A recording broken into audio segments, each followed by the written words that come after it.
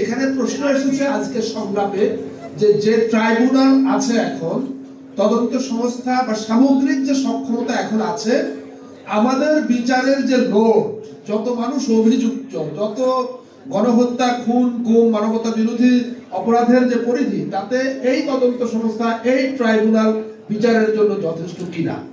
জি, ধন্যবাদ। আমাকে সংক্ষিপ্তভাবে যে বিষয়টা ধরিয়ে দেওয়া হচ্ছে এটা বললেই ভালো আমার জন্য। আপনারা জানেন যে আমাদের একটি ট্রাইব্যুনাল আছে, একটি তদন্ত সংস্থা আছে, যাতে মাত্র 17 জন ইনভেস্টিগেশন অফিসার আছেন। আমরা আমাদের প্রসিকিউশন এজেন্সিতে 10 জন প্রসিকিউটর আছেন, আরো হয়তো 2-4 জন যুক্ত হবেন এর সাথে।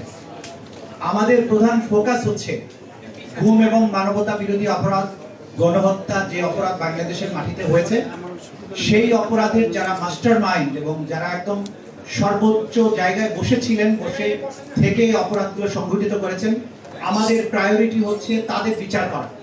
এবং সেই ক্ষেত্রে আমরা হাজার হাজার মানুষের বিচার করতে পারবো না এবং আমরা সেই লক্ষ্যে অগ্রসর হচ্ছি না।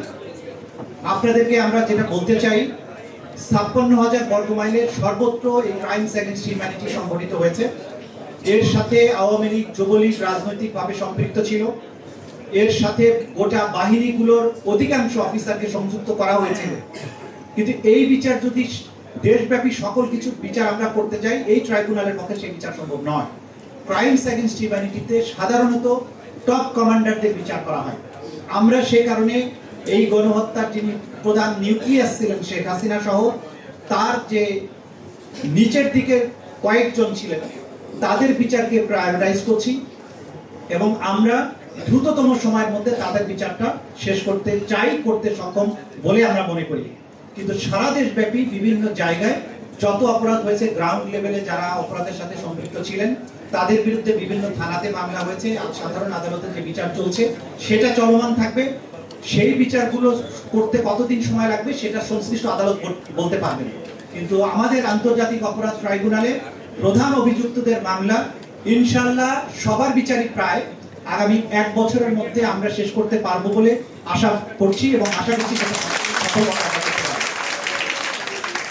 আমি 2 দিন আগে মাননীয় প্রধান উপদেষ্টার সাথে কথা বলেছি, তিনি আমাকে যেটা বলেছেন তাতে আমার সাহসটা বেড়ে গেছে। তিনি বলেছেন যে আমাদের অনেক প্রায়োরিটি আছে এই সরকারে, কিন্তু সবচাইতে বড় প্রায়োরিটি হচ্ছে যারা দেশটাকে খুন এবং গুমের স্বর্গরাজ্যে পরিণত করেছিল, যারা ছাত্র জনতার রক্তে এই বাংলাদেশের মাটি রঞ্জিত করেছে, তাদের বিচারটা আমাদের 1 নম্বর প্রায়োরিটি।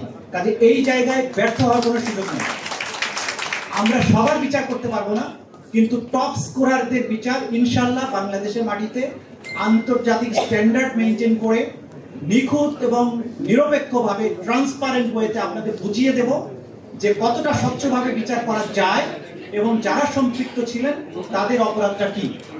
আপনারা আমাদের প্রতি সমর্থন অব্যাহত রাখুন, আমাদের প্রতি আপনাদের সাহায্যের হাতটা প্রসারিত রাখুন। ইনশাআল্লাহ নির্দিষ্ট সময়ের মধ্যে আমরা আমাদের কাজটা করতে সক্ষম হব। আপনাদের সবাইকে ধন্যবাদ।